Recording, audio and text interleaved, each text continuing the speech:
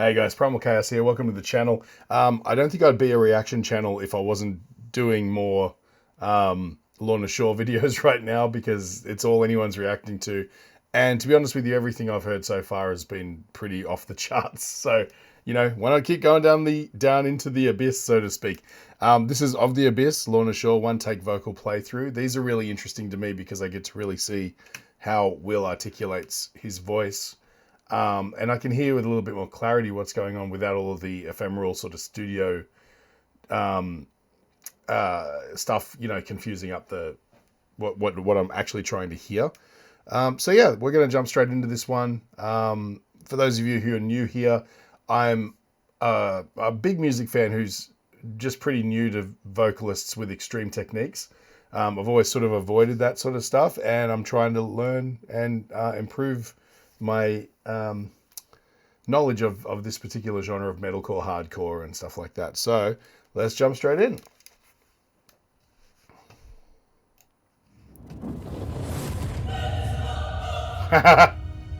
All right.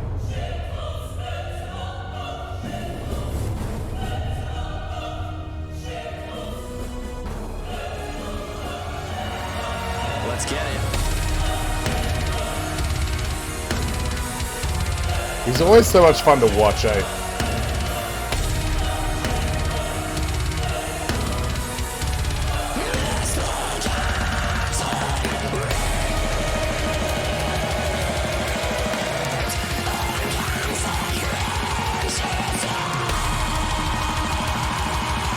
There's a bit of melody going on there.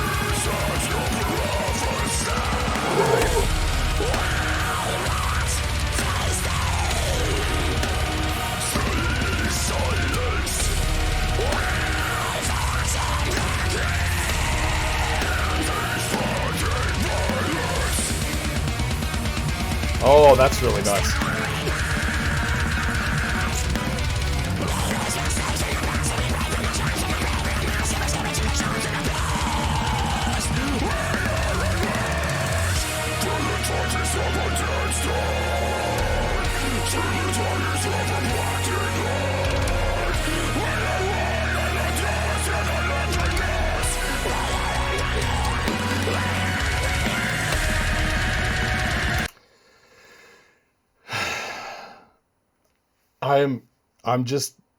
I don't know why I avoided this stuff for so long, because I'm just constantly finding so much joy in these sort of genres, in these songs in this genre. Like, there's so much going on here that's just right up my alley. First of all, the epic nature of those sort of things. Like, I come from a bit of a background of things like, you know, I've listened to a lot of Epica, Nightwish, you know, symphonic metal bands and stuff like that. Camelot's another one.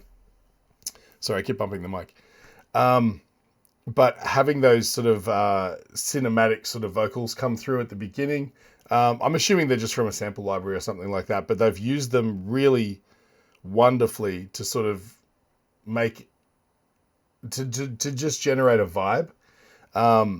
And now they're sort of carrying that through to this more bombastic part through here. There's still those elements of that epic sort of vibe going on that's more than just sort of doomy metalcore. I'm just going to jump back a bit, because where it transitions over into this sort of more extreme stuff is really interesting.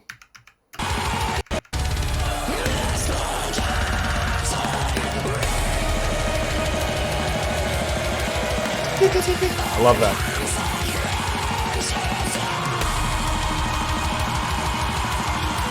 Help me out here, guys. Is that... I'm going to really show my ignorance here, but what he's doing there, the ding, ding, ding, ding, ding, is that what a blast beat is? Because I've heard the term a million times, but I've never really known exactly from a drumming perspective what it means, whether it's just a style of fast drum beat or if it's a specific pattern. Because to me, this sounds like a blast beat, what I'd imagine it would be.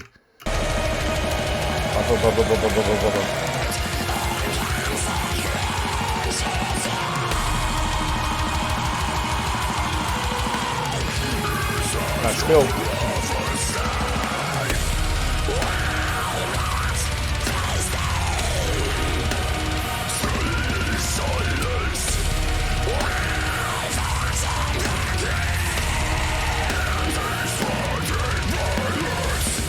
it's really interesting watching the motion of his mouth when he's making the two different sounds there, like this very distinct high sort of scream up there that you can always see everything's open and wide. And then when he brings it down to the low notes, you can see him sort of bringing the jaw down and forward and really sort of making that tunnel, so that you get the resonance of the, really low sort of stuff.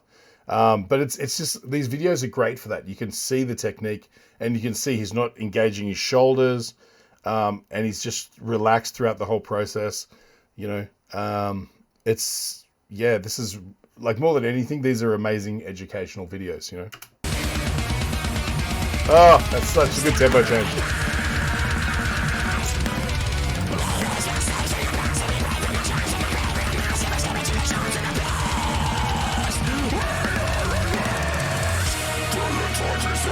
Great breath control through that part too.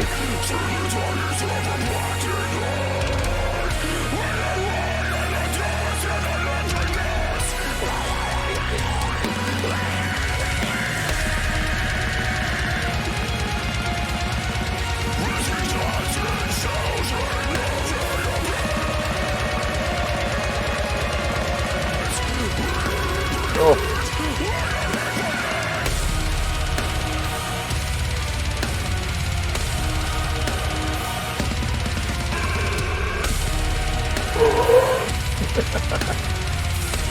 So one thing I'm noticing with his technique too is you never see him, especially going into those parts where there's really rapid fire vocal delivery and stuff like that, you never see him go for the big gulp of breath. It's always very controlled and casual, like you never see it's again very telling of how the sounds are produced. He's using minimal amounts of air, which means minimal amounts of volume of sound coming out, and that's where he's probably getting the ability to produce these sounds without a lot of damage, because he's not just forcing air through like his false chords or whatever. Again, I'm not a vocal guy. I just know a little bit about things here and there, but it's funny how it's such a delicate process that produces such a ghastly noise. You know what I mean?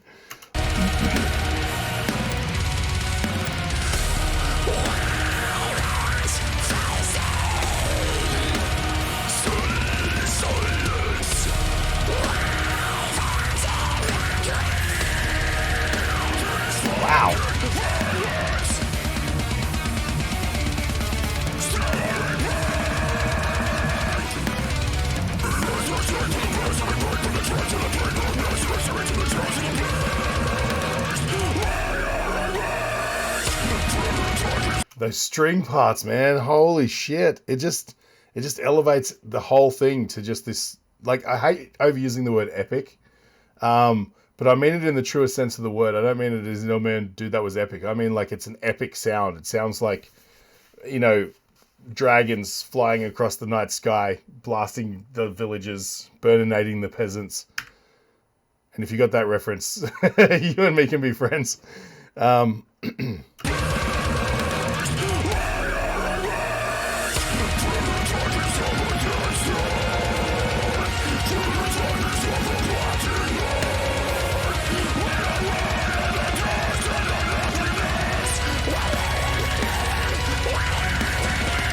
Wow, I just love it.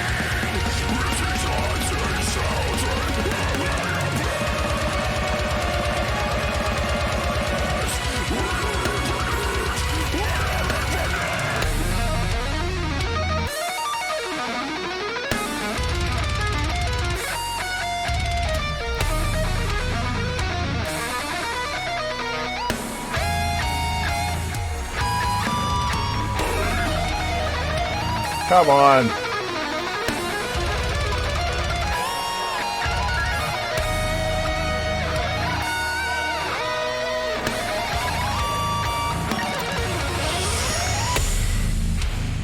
Can we just talk about bringing back the neoclassical shredding, man? It's definitely a lane that I'm all about.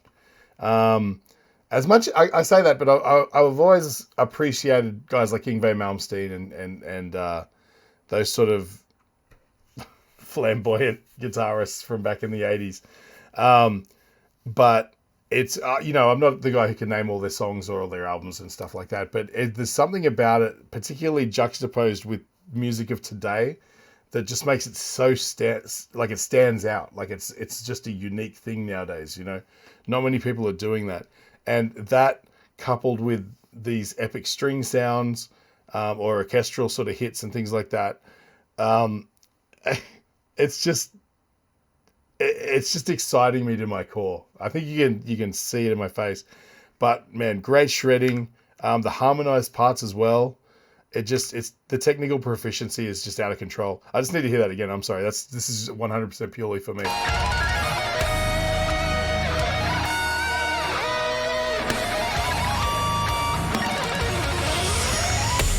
He's such a clean player too. Like that's one of the things where I'm kind of trash with guitar is the articulating the notes really, really cleanly is something that comes from hours and hours of quality practice.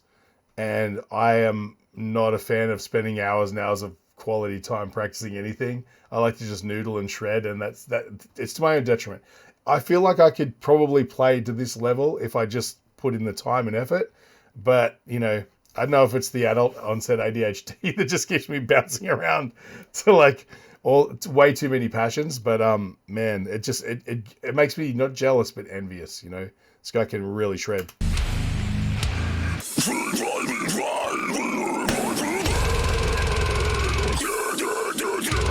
The rattle.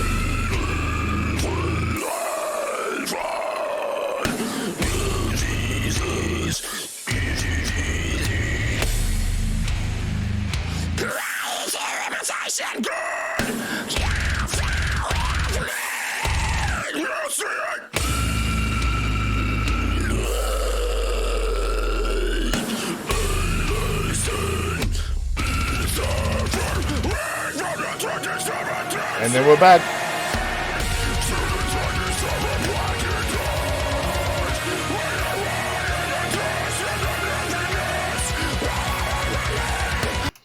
I'm just looking around to see if I've got a broadsword that I can hold while I'm listening to this.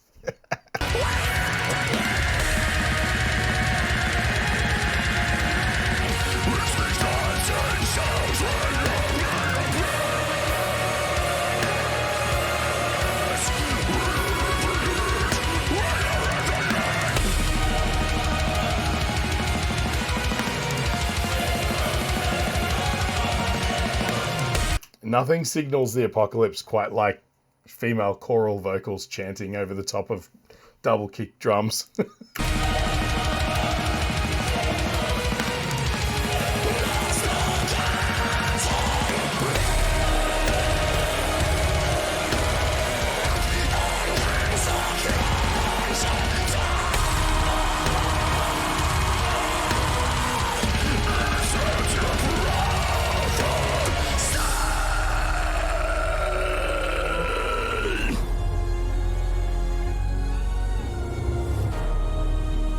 Yeah, you know.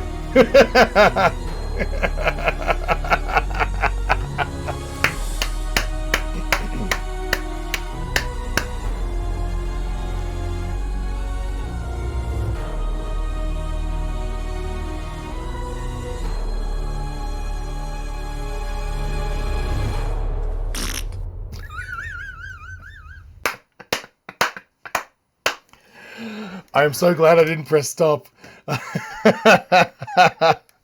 Oh my god. All right, just to show that it's absolutely truly live. All right, so how many of you guys out there are colorblind? It's 1 in 6 guys and 1 in 200 women. I say this all the time. Go get your eyes checked. Click on the link in the description. It'll take you to Enchroma. You can check out whether or not you're colorblind, and if so, what sort of colorblindness you have. And while you're there, you can pick up some corrective glasses. If you use the code CHAOS in the checkout, you get 10% off. Tell them Primal Chaos sent you. Okay, so what can you say? I mean, this was... to be honest with you, I think I actually like this song more than I like To the Hellfire because it has some breathing room. When I listened to the Hellfire for the first time, I was overwhelmed. I couldn't pick it apart enough because it was just so much coming at me at once. It was just pure chaos. And while I love that, I like that this one's a little bit more open and it sort of invites you in to listen more, you know. The epic sort of symphonic elements of it were just beautifully placed. I'm not sure whether or not I get the feeling, unless somebody in this band is a closet composer, or they're just really good at using synths and stuff like that. I would say the majority of this is probably taken from cinematic sample libraries. That's just a guess. I honestly don't know, because there's definitely libraries on the market that are designed for cinematic scoring that you can download, and they'll have all of these elements that you can piece together. It's almost like a symphonic soundtrack construction kit. It's got all these bits. And so it seems like they've used that as kind of a basis for some parts. Again, speculating, I don't know. Maybe someone there is a brilliant classical composer. I don't know. But, and then they've sort of written all of the rest of the band elements around that. And it's genius. It's because it totally works, right? The choral female vocals, like I said, they bring an element of dystopian nightmare kind of. There's a reason they use that in soundtracks, because it gives the impression of doom. And when you're writing music in a genre that's like doomy, black and deathcore, symphonic, sort of, when you're throwing around titling like that, then sometimes you got to bring that noise, and they certainly have here. As usual, the band's amazing. The drumming, not 100% sure if in this recorded version it's programmed or not. It's honestly, it's getting really hard to tell. And it's no detriment to anybody. Most bands nowadays will program, sorry about that. Most bands nowadays will program things like the drums because it's just easier, You'll typically, finding a studio space where you can set up a drum kit and record it effectively at a world-class level is a lot harder than I think people imagine. And so if people aren't cutting bands slack for having programmed drums in the studio, then they don't understand the process of recording, especially for smaller bands. If you're an international act and you've got all the money in the world and somebody's bankrolling your album, of course, you're going to mic everything up. And of course, that's not to say that there's not a way of doing it. Plenty of bands out there are recording drums live.